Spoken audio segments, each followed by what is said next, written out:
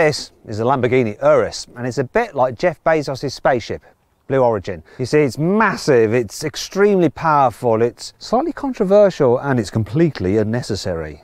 But there is something slightly cool about it. Now in this video, I'm going to give it a jolly good reviewing. I'm going to talk you around the exterior, the interior, uncover some trinkets inside which might reveal who actually owns this very car. I'm also going to drive it, brake test it, and launch it from 0 to 60 and over the stunning quarter mile many times to see if I can break it. Because I'm a good friend like that. Now, if you like videos on cars such as this, please make sure you subscribe to this channel and hit the bell icon to turn your notifications on. That way you won't miss a single upload. Anyway, I'm Matt Watson, and you're watching Carwow.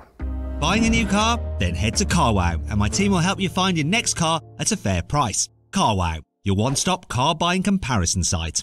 Let's start off this video by talking about the design of the Urus. So for an SUV, it's very sporty looking. I mean, look how raked that rear window is.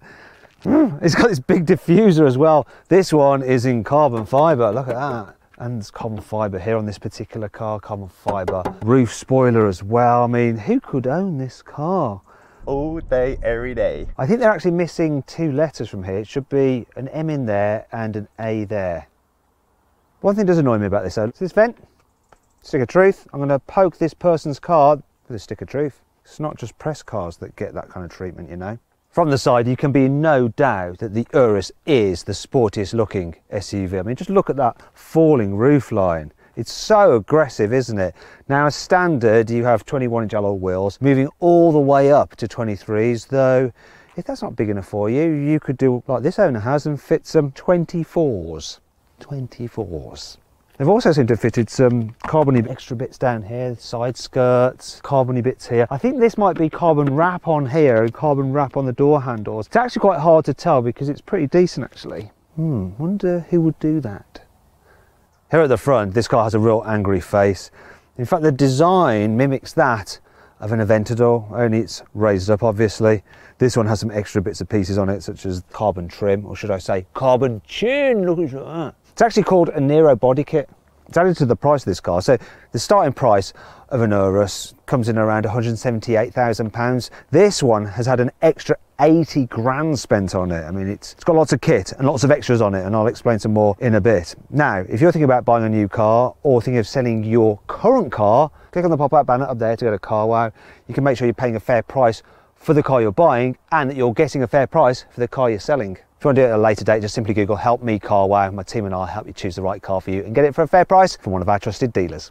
Here on the inside, this Urus is just as dramatic, especially in the way this owner has spec'd it up. Great choice of colours. I love the red, the black and the silver trim. Really smart. I like the general design of it as well, the way it's multi-layered, stitching in the leather on the dash. It feels very high quality. It's all quite simple to use as well. Yeah, it's touch screens here for your central infotainment system and for your climate control, but you've got haptic feedback, which basically in English means that it vibrates a bit like your mobile phone when you press a button, so you know you've pressed it. The infotainment system, very easy to use, navigate through, and digital driver's display, nice and clear, cool Lamborghini style graphics. So all this tech reminds me of the tech in an Audi RS Q8. Though I think the owner of this car would probably be in a bit of denial that this is basically an Audi really, with a Lamborghini badge there. Driving position is good though. You can get these seats nice and low for an SUV, but also nice and high if you're a short arse like me. Actually, when I picked this car up, the seat was really far back, so whoever owns it is really tall. Now let's talk about storage. So door bins. Yeah, big door bins, look at that. And extra sensitive baby wipes. Whoever owns this car has just had a baby. What have we got in here? Lots of coins for random parking or whatever. You've got some more storage under here, which the owner's got like airwaves, and there's a 20 and a £5 note there as well. Some cash at the ready. What we've got in here, so a decent sized glove box, and they have, what's this? This is like deodorant with quarter moisturising cream for extra sensitive skin. More chewing gum. And what's this? What's Wildberry drops? These are like the kind of travel sweets that you used to have in the 1980s that you wish you just had something like some jelly babies or something nice. A bit old fashioned. Someone who's about my age then. Other than that, yeah, really nice interior. What's that? You're more interested in the engine. All right, let's talk about that now. As you're probably aware, Audi owns Lamborghini, and they're all part of the Volkswagen Group. And what you have here is the same twin-turbo 4-litre V8 that you get in a Porsche Cayenne and an Audi RS Q8. However, here in the Lamborghini, it is the most powerful version you can get of that engine. 650 horsepower, 850 newton meters of torque, drives all four wheels via an 8-speed torque converter automatic gearbox with launch control. We'll come on to that in a second. Now, one of the complaints about this engine is it's not the most raucous or noisy. However, the owner of this car has fitted an aftermarket system to this Urus. So let's hear it. Go on, let's start the engine.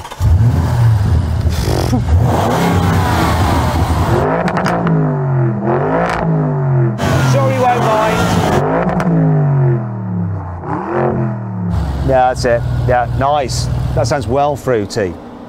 Now, you probably guessed already, the person that would do that is someone that appears in our drag races, isn't it? It is, of course, Yanni from Yanni Mize. Now, I'm going to launch this car. He doesn't want me to, but it's part of the reviews. I want to know what it is from 0 to 60 and over the standing quarter, and he's going to be a bit cross because he asked me not to.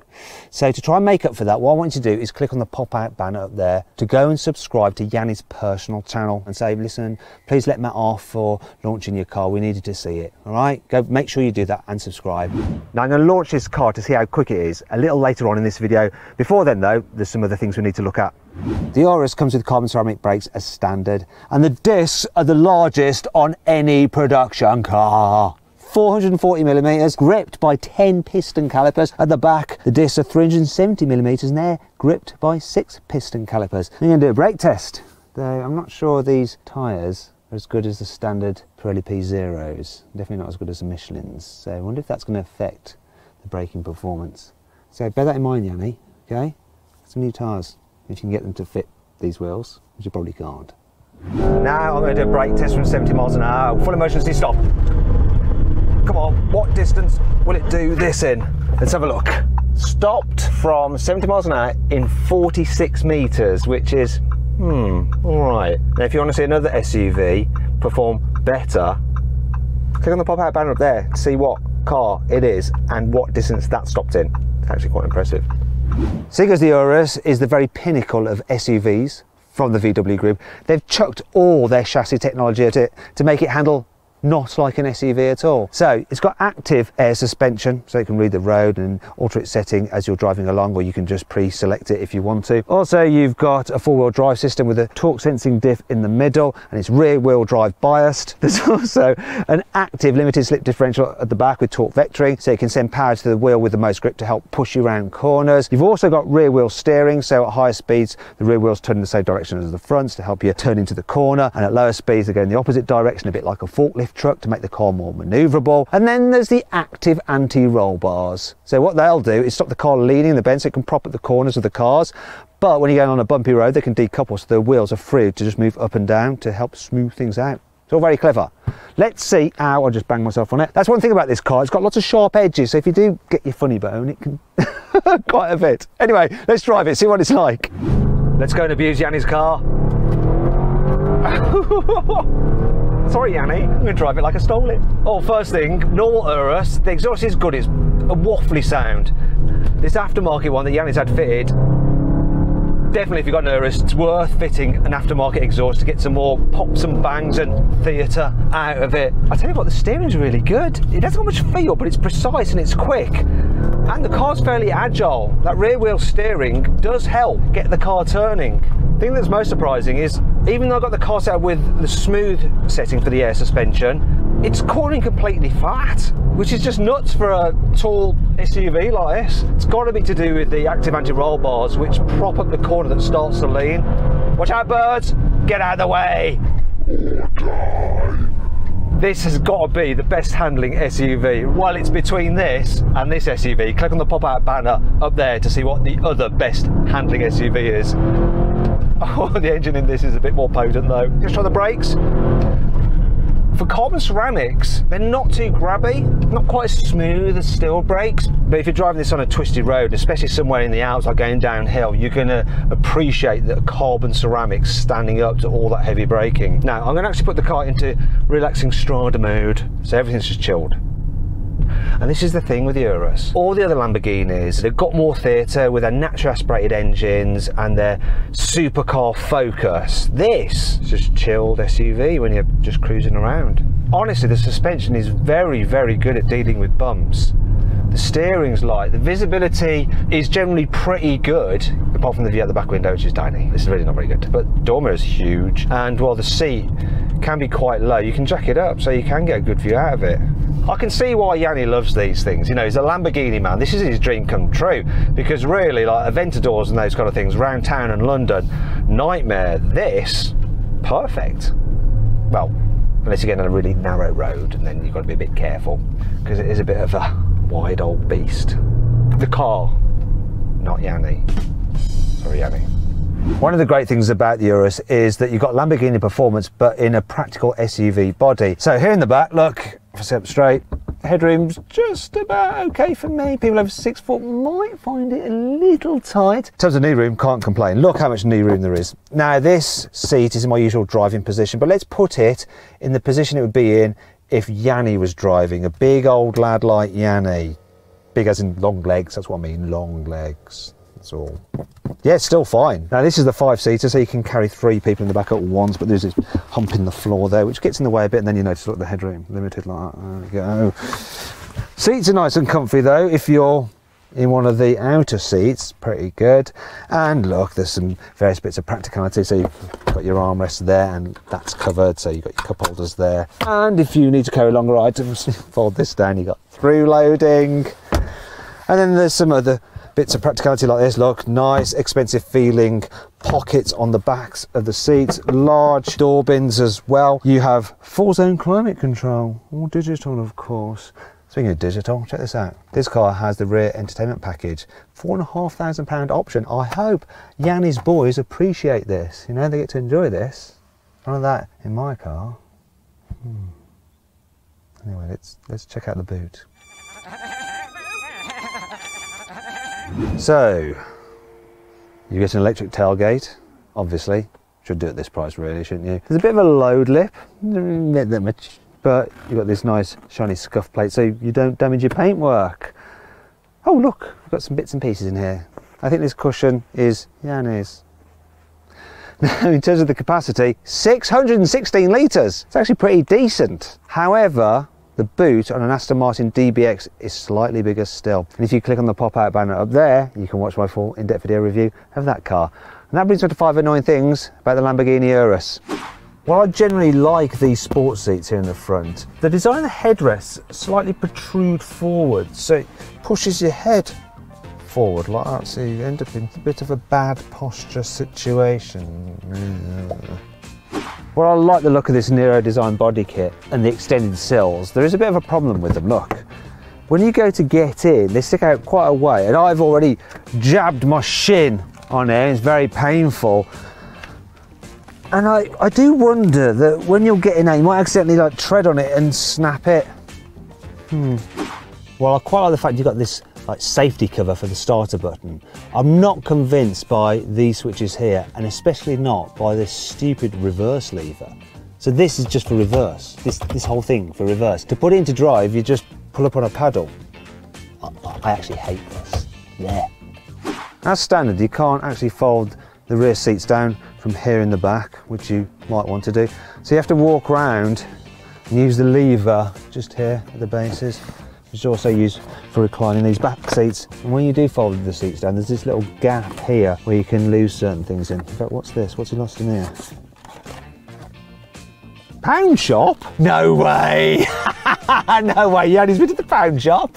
There's so many Audi parts in this car, like all the switches, Audi, but this is just ripped wholesale. And then what you're going to have if you buy this car is motoring journalist friends such as me saying things like, do you know what? The chassis is actually the same as on the Volkswagen Touareg. So yeah, you're going to end up having to constantly say to them, well, what car do you own, bruv, eh? Don't worry, there's still plenty to like about this car. Here's the Carwow 5 core features. As I've already pointed out quite a few times already in this video, the Urus is based on an Audi RS Q8. However, Lamborghini have used a lot more aluminium in its construction, and that plus the use of lighter carbon ceramic brakes means that it weighs 115 kilos less than the Audi. Still comes in at 2.2 tons though. You can get the Urus with an off-road pack. I'm not sure they sell many of those outside of the Arab Emirates, but there we go. Now, as some, the car gets a NEV mode, which means snow.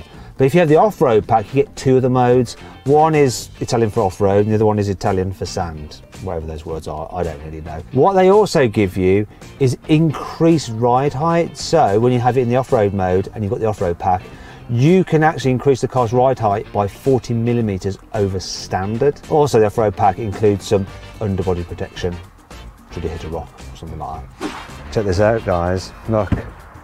Frameless windows. How very sporting and Lamborghini-like is that? This is less Lamborghini-like though, look. Soft closed doors. Luxury. If you think the boot height is a little bit too high for you to lift heavy items in, don't worry. There is something called a kneeling mode, which basically allows you to lower the car in its air suspension at a press of a button. Down it goes. Still going down. Kneel before me car, kneel. While you're down there, love. To match the hexagonal design on the front of the car, there's actually loads of hexagons here inside the cabin as well, so hexagonal shape on the centre boss of the steering wheel. The cup holders are hexagonal rather than round. This is hexagonal. The shapes here on the infotainment system, hexagonal. These, hexagonal. Hexagonal air vents, hexagonal here on the seats, hexagonal door handles, just hexagons everywhere. This Urus is supposed to do 0 to 60 in 3.6 seconds, but I'm going to find out for myself. I'm going to launch it with my specialist timing gear up here. I'm going to take extra precautions, so I'm just going to keep safe with this. Yanni has a massive head, look, both physically and metaphorically.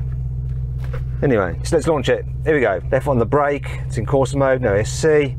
Floor the throttle. Launch control is possible. Oh, here we go. Oh, 3.75 to 60. Do you know it bogged down a bit? What's the quarter mile?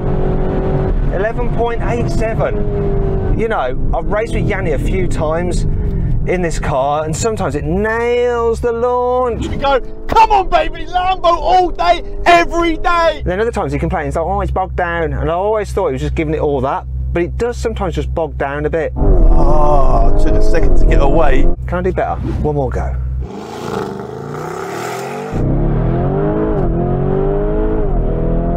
Yeah, that's better. 3.57. Oh, yes. And 11.72 for the quarter mile. That was better. If it doesn't bog down, it goes quicker. He didn't lie. Do I look stupid? Yeah, I definitely look stupid, don't I?